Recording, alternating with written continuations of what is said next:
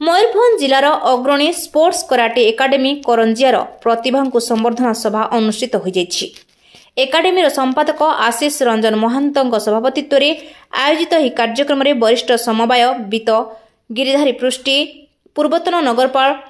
भुवन बिहारी साहू, करंजिया वकील संघ संपादक दिव्य प्रसाद साहू, करंजिया प्रेस क्लब संपादक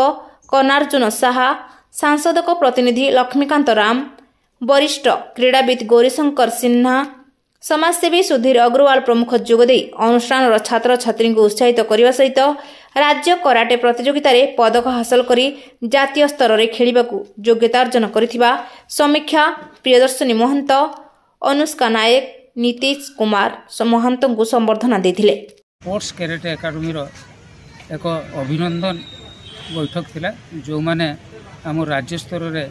स्वर्ण पाइछन्ते सेमानकु मेडल मिली सेमानकु आम अभिनंदन जणाइले। 19 जन आमर कराटे पिला छात्र छात्री पार्टिसिपेट करथिले एवं सेति भितर 3 जन स्वर्ण पाइछन्ते एवं सेमाने ओडिशा तरफ जातीय कराटे चैंपियनशिप रे खेलिबा पय 14-15 तारिख को जाउछन्ते एवं एही जो आम कराटे अनुष्ठान या मयूरभंज प्रथम एवं ओडिशार 5म स्थान अछि एवं आगामी दिन में या ओडिशा रे 1म स्थान केमती हासिल करिवो एवं एबे जो जातीय स्तर प्रतियोगिता होचे सेतरे समस्त विजयी लाभ करिवे बोली से आशा रखी आम आज तांको उत्साहित करने बैठक बसलु एवं आशा रखुचु से करंजिया माटी पे स्वर्ण जीति करंजिया माटर नाम रक्षा करेंगे और बापू मार सुनाम अर्जन करेंगे।